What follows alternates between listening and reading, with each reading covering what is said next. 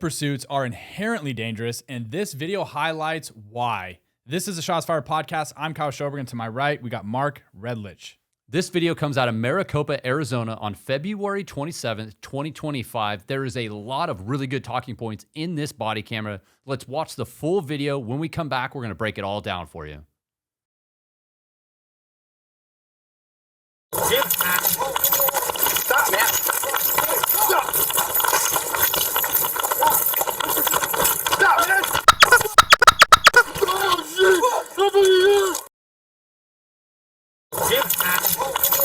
Stop, man. Stop. Stop, man. Over here.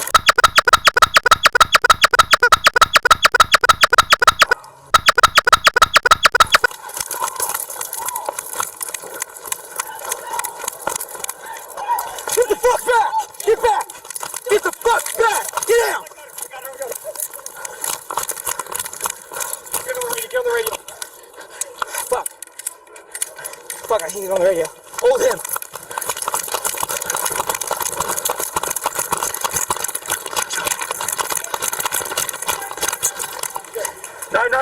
Nine, officer down.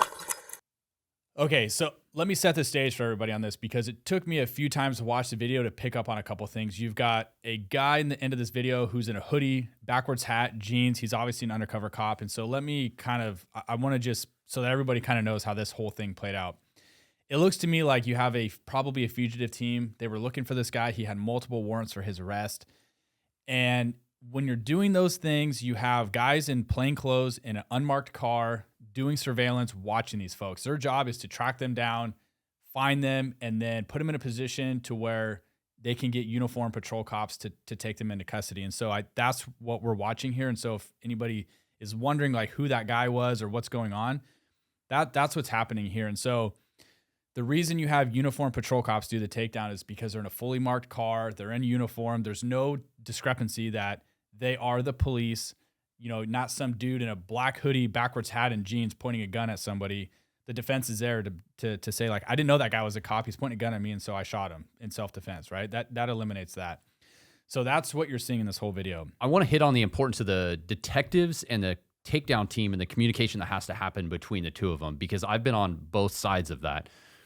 In this incident, or for any incident when you have a takedown team, especially for the uniformed officers, they are outside of the area. They're unseen by where the surveillance team is. And that communication has to be super crystal clear, because the detective that's in the unmarked car, which you could explain your side because I know you do this often, has got to be really painting a clear picture of the exact location, the corner, the address, the storefront, what the suspect is wearing, where they're coming from, how many people there are. Like, you've got to get pretty detailed in this, because the officers on the outside are having to try to visualize exactly what's happening. And in this case, those cops came in and all of a sudden they have to process the parking lot, where cars are, exactly where that detective is, where the suspect is, confirming that it's that suspect. And then the time delay from communication of the detective and the takedown team, how much delay is there? Because the environment will continuously change. And in this case, it's a Circle K gas station food mart where cars are coming and going consistently. So having that clear communication, painting the picture, really helps the takedown team know exactly where that suspect is and telling them what direction to come in, because sometimes there's only one way to come in and you want them to come in, turn around, or just come in one specific direction. There's a lot with communication. Yeah, you also have to be really cautious about where you choose to do a takedown. And if you're doing surveillance, maybe it's mobile surveillance, you're following this guy around, you know, his pattern of life, whatever he's doing, you have to make that determination. Is this a good spot to do this? And I'm not saying in this video it was or was not. I don't know the full picture of how many people were actually there.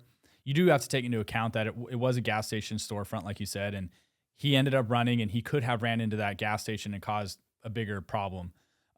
When they went to take him down, it looked like maybe he was on the side or maybe the back of the building.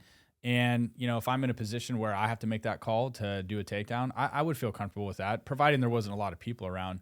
But you always have to think in the back of your head, like, is it, if this person runs, like, what are our contingency plans? And just so everybody's aware, like there is no ad hocing this stuff. Like you're not just putting this stuff together last minute and then telling a group of guys, hey, I need you to come to this location and take this dude down. Oh no, there's briefings. Yeah. There's a lot of pre-planning that goes into this. It's put on paper exactly what everyone's going to do. You're pre-briefing it. It has to get signed off all the way up the chain of command. Your lieutenant, commanders, whoever, who are signing these op plans off. But this is why you do op plans, because 9 out of 10 times, most of the time, things are going to go your way. It's that one time, that 1% that it does not go your way. And in this case, it did not go their way.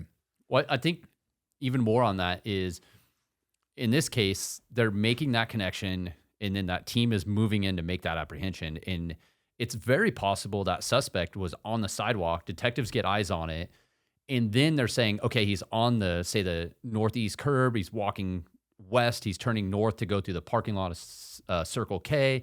There's no cars driving. Two are in the parking spot. Like, you're trying to paint that picture. But then that detective also is thinking, I'm giving the green light for that takedown team to come in. Well, where is that takedown team? Are they waiting for traffic? Did they get stuck behind a car? Is a car pull out in front of them, which is delaying that? So it's very possible they intended to take the takedown of the suspect on the sidewalk. Yeah. And then the delay, the suspect was able to get up to the front of the Circle K. And at that point, like you said, you're committed, and you got to complete your mission. Yeah. So I guess that's a little behind the scenes of how that actually happens. It's there's a lot of things involved in decision making in that. So they go to do the takedown, and I wrote down here on my notes, the foot pursuits. Foot pursuits are inherently dangerous, especially if you know you're chasing a guy who's got a violent history. He's got warrants for his arrest. He's now running.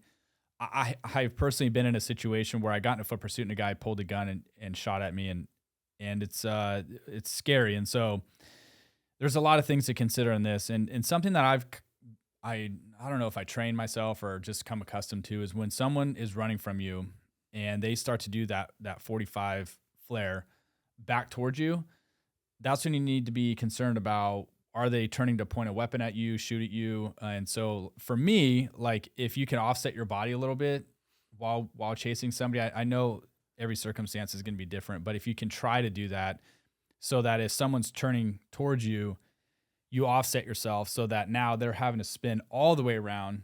And if they do have a weapon or whatever, it's going to present itself. And so in my circumstance, I was running on a sidewalk too, and it happened so fast where the guy spun around, pulled a .357 Magnum out of his waistband and fired at me. And, before I knew it, I'm in this running gun battle down the sidewalk, very similar to this, where these guys don't have any cover.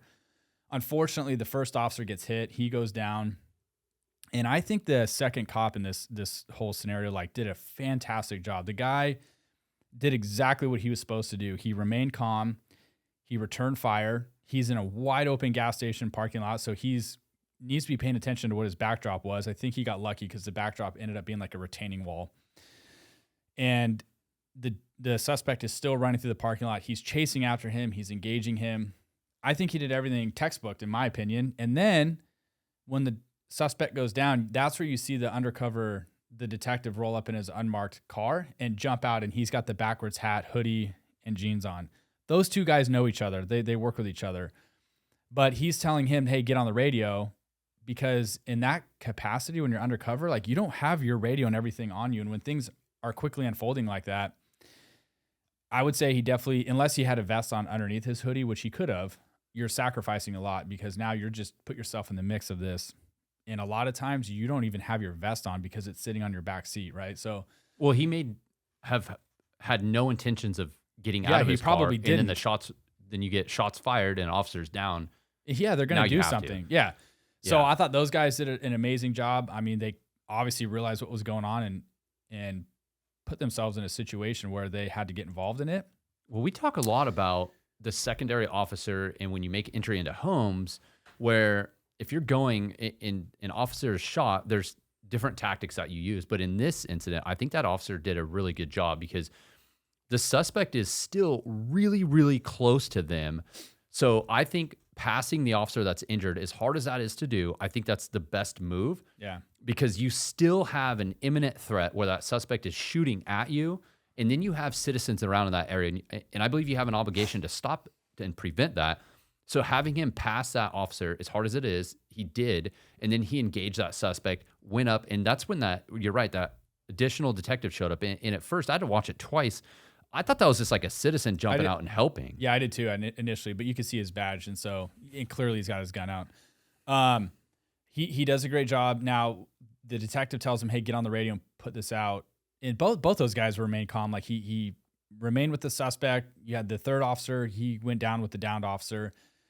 What threw a weird thing into this was his radio. I don't know if it wasn't working, or oftentimes when you try to key up but other officers are talking on the radio, your radios don't allow you to talk.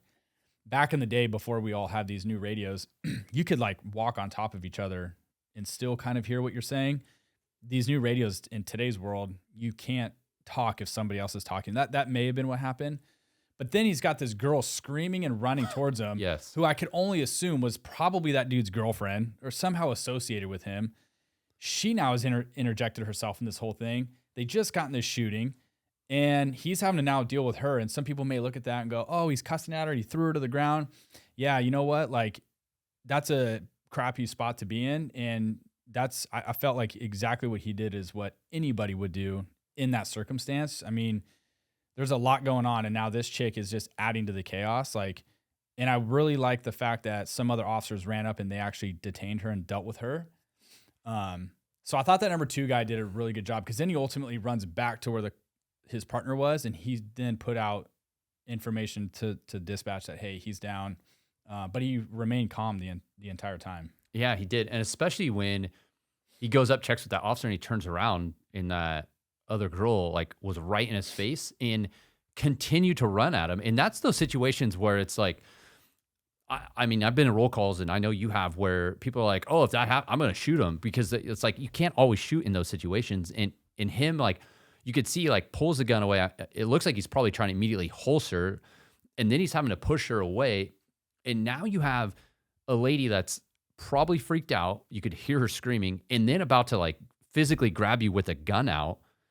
That's a lot going on. I mean, that officer encountered a ton of stuff within like 7 seconds and did a great job on that. That's why I say, like, when these things happen, it happens so fast. And I'll stand by it. I say it all the time, but I really think being mentally prepared is more important than anything else in this job. Like, you have to be able to mentally be prepared to handle a situation like that when it just happens at the blink of an eye, and then manage it appropriately, not get yourself hurt or killed, somebody else. There's just a lot. And so I felt they all did a great job. Like, it's unfortunate the first guy got hit. It looked like he was about to grab the guy, and that's when he spun, and he basically shoots him point blank. He is in stable condition according to what we read on this, and so hopefully he gets a full recovery. Suspect did not make it. A lot going on. I guess when you watch a short video like that at face value, it's there. You don't look at it like that, but when you actually dive into it, watch it a few times, there's always good learning points from even a short video like that. Yeah, I think there is a lot to take away from this. The communication is huge, especially even if it's you're not in a detective capacity and you're just a patrol capacity, and you're describing what's going on to other officers as they're arriving. It could be a critical incident and they're coming, or a felony vehicle stop, or a stolen vehicle. It's really describing, positioning where you're at, what you're looking at. Is there any obstacles? Are there cars in the way? If you have time. And in this case, they did a good job trying to take that suspect down. And then foot pursuits, yes, are super dangerous. I think watching body language, how far that suspect is away from you, knowing who you're going after, everything could align and it could work out perfectly. Or in this case, it was tragic for that officer to be shot like that. But there's a lot to talk about in this short clip for sure. Yeah. And then I'll just end on the training piece of it for the fugitive guys who do fugitive apprehension. I mean, my team does that, just training with other either patrol guys, having that conversation of just so you guys know how each other work. And then in those pre-briefs saying, hey, if this happens, like, when are you going to interject yourself into it? Because the last thing you want to be is a dude in a hoodie and jeans and a backwards hat in a stressful situation. Other cops arrive on scene. You got your gun out. They don't know who you are. It's happened before where cops shoot other cops. So all conversations to be talking about if you're watching this and you're on a team like that. Go into roll calls, have conversations with your patrol guys, and really get into the weeds with this when you're doing your pre-op plans. Yep. when you're debriefing it. So, And I think the last thing to mention on this is now you have a suspect that needs medical attention, and then you have an officer that needs medical attention. You're going to need to request medics, but I think you need to be specific and say you need 2 ambulances because typically they only respond with 1. So clearly stating you have a suspect and an officer, you need 2 ambulances, so that's relayed. And then making that determination, are you going to grab and go, how close are you to that hospital for the officer, or are you going to try and wait and stabilize for medics to come up? So still a lot to think about. The scene is not done. It's still super active and a lot going on. But I think overall, it's a really good video. Yeah. All right, guys. Thanks for tuning in, and we'll catch you on the next one. Stay safe and be smart.